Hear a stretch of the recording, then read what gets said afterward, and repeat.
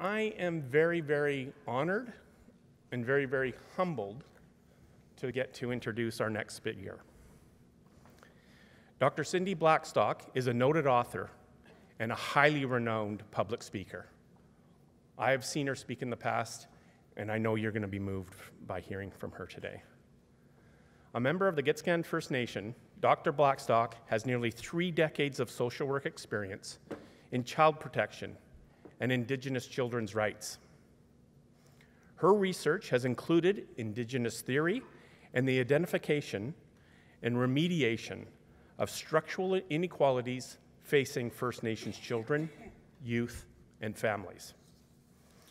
Dr. Blackstock has also worked with the United Nations Committee on the Rights of the Child, the United Nations Permanent Forum on Indigenous Issues, and UNICEF on issues of Indigenous children's rights, and has been recognized by many organizations, including the Nobel Women's Initiative, the Aboriginal Achievement Foundation, and Frontline Defenders.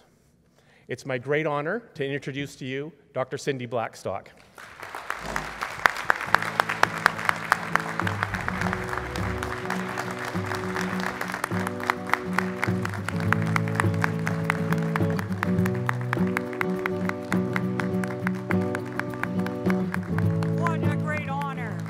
What a great honor to join you here on the territory of the Musqueam, the Squamish, and the Tsleil-Waututh. The governments, the British Columbia government and the federal government, they don't think that Canadians are ready for justice. I say they're wrong. The government doesn't think that Canadians are ready for the truth and ready to learn from the truth no matter how hard that process is. I say they're wrong.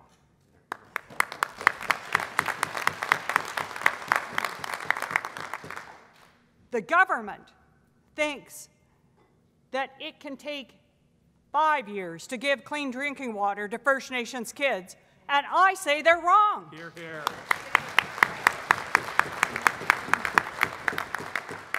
I say that every child really does matter, and that means that together we have to end what amounts to the apartheid public service system in this country that bears down on the hopes and dreams of First Nations children and families and really makes the recovery of the multi-generational trauma of residential schools almost impossible. We can no longer allow for this to happen on our watch. Colonialism has been infused into the birth certificate of the nation. It has normalized these injustices. They've allowed for us to accept the narrative that we'll do this year, but you'll have to wait for more equality to come later. Be patient and even appreciative of the first steps that we have made to remedy an injustice that nobody else in this country has to deal with. That is our challenge, is to break through that. And the little spirits of the children found in the grounds in the unmarked graves of residential schools have provided us all an awakening moment to make sure that right now, right here on our watch, that we no longer turn away from murdered, missing Indigenous women and girls and allow just a plan for a plan. That we demand that the federal government actually implements full equity in public services for First Nations children, complies with, yes, 20 legal orders issued against the Canadian state since 2016, to end its racial discrimination against kids, that it compensates the victims of that discrimination, and that it does what it needs to do to get rid of the Indian Act and implement our other rights-based justice initiatives. This is the important work that we have before us, but we have some learning to do. And one of the things that people think when they look at the unmarked graves is they say to themselves, that was a dark chapter of history and people back then didn't know any better. But that's wrong. It's really wrong. And why is it wrong? Well, let's just take the example of one of my heroes, a man named Dr. Peter Henderson Bryce. This was the president of the American Public Health Association. He was world-renowned for his experience in public health, and he was dealing with a pandemic then called tuberculosis. Now, he had written Ontario's first health code, and that was taken up by all the provinces in Canada. It's the reason why you really have a health code here in British Columbia. So for that alone, he should be written into the annals of Canadian history. But he's not. He's been erased. And the reason he was erased is that he was hired by the federal government in 1904 to go out and look at the health of the kids in residential schools. And what he found is that the Canadian government was giving Indian children and Indian adults only 1/3 of the health care funding it spent in the city of Ottawa alone. Those dramatic inequalities in health, coupled with terrible health practices that are familiar to us all given the pandemic, like not putting sick kids in with healthy kids, terrible ventilation, poor nutrition of the children, exhaustion of the children due to servitude, that was creating hotbeds of disease, as the Ottawa Evening Citizen newspaper called it. He goes back to Ottawa. He's convinced as a scientist that the government is going to implement these life-saving reforms because the children are dying at a rate of 50% over 3 years. Rates far higher than any other Canadian child. He presents the evidence. The government looks at it. They say it'll cost $10,000 to $15,000 out of a $100 million budget. And they say no. These kids aren't worth the money. They're not worth the money. So when he was stonewalled by the leading bureaucrat on the residential school, Duncan Campbell Scott, Bryce doesn't stop. He actually writes to the Prime Minister, Prime Minister Laurier. He writes to him directly, pleading to save these children's lives. And they don't do it. They choose not to do it. It's not a failure. That's the wrong word to use. It was not a failure. They didn't dispute the fact that children were dying. In fact, Duncan Campbell Scott, in a letter to the regional director of Indian Affairs here in British Columbia, noted that the children were dying in the schools at far higher rates than in their villages. This is 1910. But this alone does not justify a change in the policy of this department, which is geared towards the final solution of the Indian problem. Dr. Bryce, horrified by this kind of response, his report appears in the national media. It's covered in what was called the Globe then, now the Globe and Mail. It was covered in the Evening Citizen, the Ottawa Citizen, where I come from. The headline is "Absolute Inattention to Bare Necessities of Health. Schools Aid White Plague.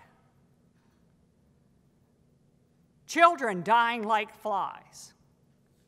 One of the people that read that report was a lawyer. Has anyone heard of Blake's Law Firm? They're big out east, they're big here. One of the co-founders of Blake's Law Firm is a guy named Samuel Hume Blake, who upon opening up his newspaper in 1907 and finding reports of Dr. Bryce, he said that in that Canada failed to obviate the preventable causes of death, it brings itself into unpleasant nearness with the charge of manslaughter. And it's still an open question, isn't it? Was the government responsible for manslaughter? We can talk about the individuals in the system, and that ought to be a discussion, but the open question is, when a government knows children are dying, has the solutions and ability to remedy it and chooses not to, then how is it responsible? Dr. Bryce never gave up. He kept pushing, and he got retaliated against by the Canadian government. His research collecting death statistics on the children in the residential schools was cut. Imagine how helpful that would be now as we try to connect these children in unmarked graves with their families. He was prohibited from talking at scientific conferences. He was denied the position of Canada's Chief Medical Health Officer because he was considered to be insubordinate. In 1922, he takes another stab at the public. He figures that the public, having read these articles, having gotten up in a furor, that they're going to do the right thing, they're going to force the government to do the right thing. And so he writes a pamphlet called A National Crime, picking up the theme from Samuel Hume Blake. And in it, he details all of his efforts to try and save the children's lives. It's covered again by the newspapers. And again, the public is outraged. But again, the stories died. The government said, whew, no one's looking anymore. And sadly, the children died too. They made one final adjustment, and that is that we need to understand that colonialism also delivered a real program of propaganda and thought control to the Canadian public. And what they needed to do is erase people like Dr. Bryce so that we could have editorials in 2021 that say that, you know, it wasn't intentional. Let's talk about the good stories in the residential schools. People back then didn't know any better. It's unfair to judge people of that time by the standards of today. All of that was made possible by erasing people like Dr. Bryce, the many, many resistors, and not just Dr. Bryce, but erasing the stories of the children and their families too. A year after Dr. Bryce's 1922 A National Crime Report is published in Ottawa, a letter arrives. It's addressed, Dear Parent. It's dated December 1923 in the Christmas season of 1923. And it's from a little boy named Edward B. He's in a residential school. He writes that the boys there in his school are so hungry that they're catching cats and they're eating wheat. And that they've been beaten so badly that they no longer even cry. That letter, we don't know if it ever made it to its parents, but it did make it into the hands of Duncan Campbell Scott, who responded that the children in the residential schools are too fat anyway.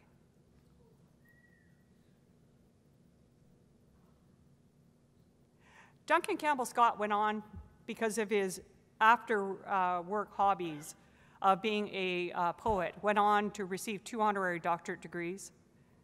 And he was listed as a person of national significance on Parks Canada's website.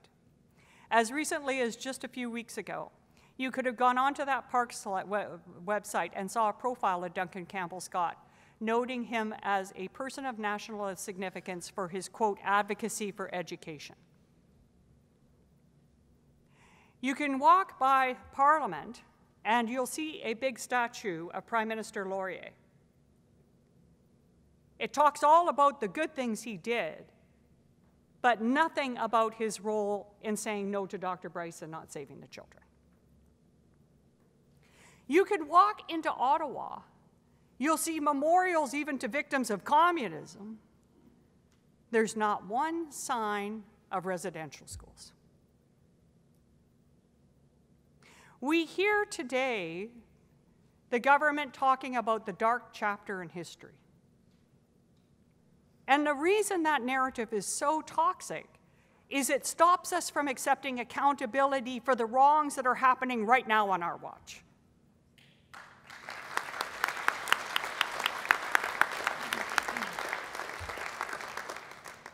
So what do we have to learn from history? It's not enough to know it. It's not enough to even wear an orange shirt on the 30th. Phyllis Webstad would agree with that.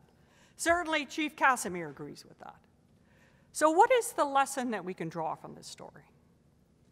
Well, number one is that when we tell the truth of history, we surface these resistors who moved up and did the right thing at the right time, who had the moral courage to stand in the winds of discrimination and take a personal and professional hit to benefit children that will never know to be thankful to him.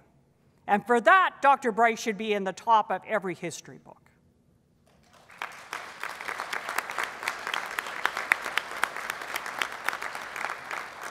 When we tell the truth about history, we understand that not all legacies are created equal. Yes, Duncan Campbell Scott was a Confederate poet, but his work on residential schools, his significant contributions to the cultural genocide, to the genocide, I would argue, that legacy lives with us every single day and in a great weight. John A. Macdonald built the railway, created the Confederation of Canada, at the expense of the dignity and the lives of Chinese Canadians. This was a man who believed in the Aryan race. He rolled out residential schools. And so we need to weigh these legacies. It's not one or the other. It's about weighing these legacies. And then it's about asking ourselves this important question. What are we going to do when the chips are down? When we're called upon, when we see the injustice in front of us, are we going to be a Dr. Bryce who stands up and takes the personal hit? Or are we going to be a Duncan Campbell Scott? Because let's face it, moral cowardice in bureaucracies gets rewarded. It still does. And then how do we create within organizations the support for those people who are like Bryce so they're not standing alone? Because when someone's being morally courageous, our job is to stand with them and say, you're not going to take the hit alone. We're going to stand here together. And there's going to be more and more and more around us. There's another lesson there, and that is the public always knew.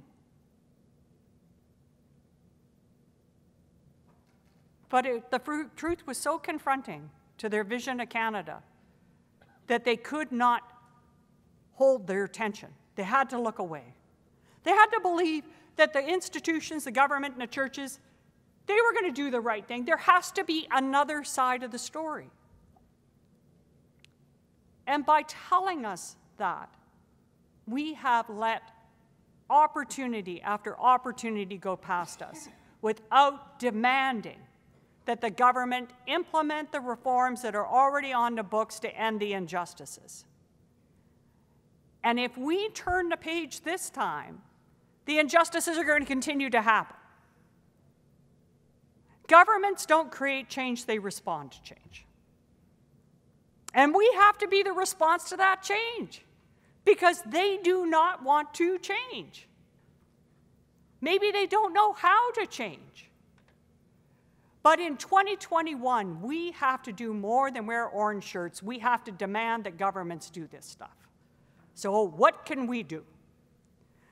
Number one, for Premier Horgan, there's something called Jordan's Principle, which is about ensuring that First Nations children get the help they need in public services free of discrimination. The Canadian Human Rights Tribunal ruled in 2016 that the federal government had to implement it, thanks to the non-compliance orders and most of all to Jordan's loving family. Over 1 million services and products have been provided to by Jordan's Principle. But the Premier of BC has not adopted Jordan's Principle in a way that's compliant with the orders. They're standing back and thinking, well, the feds got that covered, we don't have to do it. We have not seen the provinces speak out against the non-compliance by the federal government to these 20 orders to end racial discrimination against kids. No one has said anything meaningful. So we need to ask the premiers to do that. We need to ask the mayors to do that. We need to ask ourselves to do that. Tomorrow, there's going to be a decision made by the federal government as to whether they're going to appeal 2 rulings by the federal court. One is to compensate the victims of Canada's discrimination that are still children, by the way. They're still children. Many of them are children. And then the other question is whether or not First Nations children who are recognized by their nations off reserve should get help under Jordan's Principle. You see, the federal government, that Indian Act, that racist Indian Act that pushed kids into those residential schools, is still on the books. And they're using it to constrain who gets help under things like Jordan's Principle. So we need to demand today that the Prime Minister does not appeal those decisions, that he puts down his rusty sword of litigation and becomes the first Prime Minister in history to actually say there's no excuse for any level of racial discrimination against kids. And I'm going to show you there's no excuse, because if we can roll out CERB during a pandemic, if we can negotiate a trade agreement with that nutcase who was previously in the White House, if we can get broadband access to the space station, we can end racial discrimination in our own country.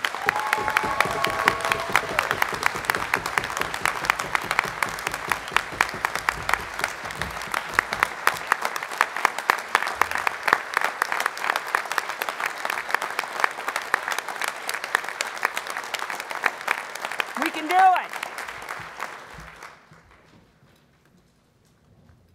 But I want to press a caution, is that we have to act on it. You know, I don't know about you, but I've had the honor of listening to the truths of survivors. I don't call them stories, I call them truths. All over this country, including the children who buried some of those children in the unmarked graves. And when they told their stories, they do so through the pain and through the tears, because they don't want their grandkids to go through it. That's why the top calls to action for the TRC Commission all have to do with children. It's about stopping there being 14 times the rate of First Nations kids going into child welfare care than other kids. Implementing Jordan's Principle, proper education for kids. They don't have to go to moldy schools, getting clean water to kids. Those are like the top ones, and there's a reason for that. And when I heard their stories, I can't help but thinking, man, what if we were there? What if we were there to say stop to that clergy member who's about to sexually abuse that child? Put ourselves between them, saying, no, you're not.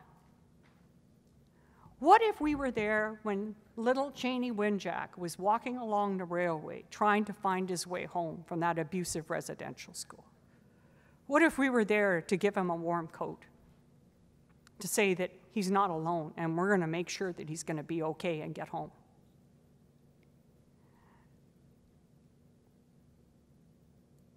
What are we going to say to the 165,000 First Nations kids who are being treated by the government of Canada as if they're not worth the money?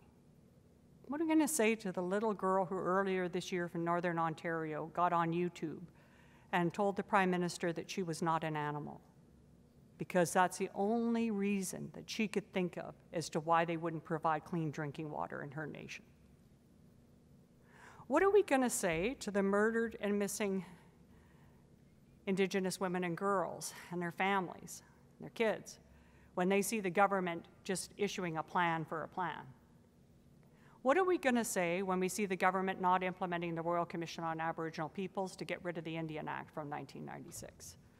What are we going to say when the lands and the resources are being expropriated and where indignities are being infringed on First Nations, Métis, and Inuit lands across this country, such as rolling a pipeline through a sacred watershed? The good news is they have all of us to count on. And what I try to think of for myself every day is, what would a child see me do that would tell them that they're not alone anymore? That would tell them that, no, you're not going to have to stand in the winds of discrimination. I'm going to stand in front of it for you. That would tell them that they are worth the money. That would tell them that we know you're not an animal. That would tell them and show them that we love them enough to care for them. So We have to get to work. It has to begin right now. And we cannot be tepid in it. We can't just send a letter and forget about it. We have to keep talking until justice is done at the level of the children. Don't listen to what governments say. Watch what governments do. I'll be watching tomorrow, and I'll be watching the day after tomorrow. And I hope all of you will too, because I'm starting to sense in this country that we may be at that moment where we can show the kids that every kid matters, where we can show the government that we're ready. Not only are we ready, but if they're not ready, they're not getting into office, no matter what political party they're in. We will not support any political party that perpetuates racial discrimination in public services against kids. That's a non-starter. That's the message for the next election. That's the message for this government that's sitting right now. So I go back to Ottawa and I look after Dr. Peter Henderson Bryce's grave. It's my small way of just saying thank you to him. He went from being erased in the history books to now being the most visited grave in Beechwood Cemetery. Canadians have gone there to learn from his early example and to make a commitment to the TRC's calls to action and doing their part now. Dr. Bryce's greatest lament was that the work did not get done. Well, we're here and we're picking up the baton, and on our watch, this work is going to get done. It's going to get done, because when the kids win, the country wins too. Thank you very much.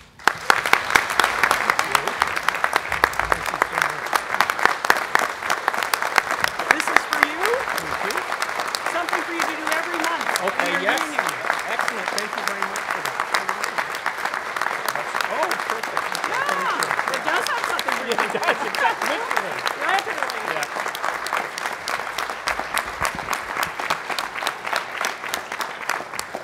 I want to thank Dr. Blackstock for sharing that with us today. She shared with us the Spirit Bear's Guide to Reconciliation. It's a calendar, and she said, there's something for you to do in here every month. And she says, look at it every month. There's something for you to do in here. And I take that responsibility incredibly seriously. Like Dr. Bryce 100 years ago, Dr. Blackstock is telling us about truth. Truth about our country. Truth from 100 years ago and more. But most importantly, truth about today and what is still happening in British Columbia. And we know that Canadians were horrified by what they heard from Dr. Bryce, but then went back to their business and our country forgot. We know we cannot unknow what we know. And Dr. Blackstock's challenge is, what are we going to do about it? Let's think about that. Thank you very much for sharing with us. Right. And you know how to get a hold of the Prime Minister. He's on Twitter. Yes.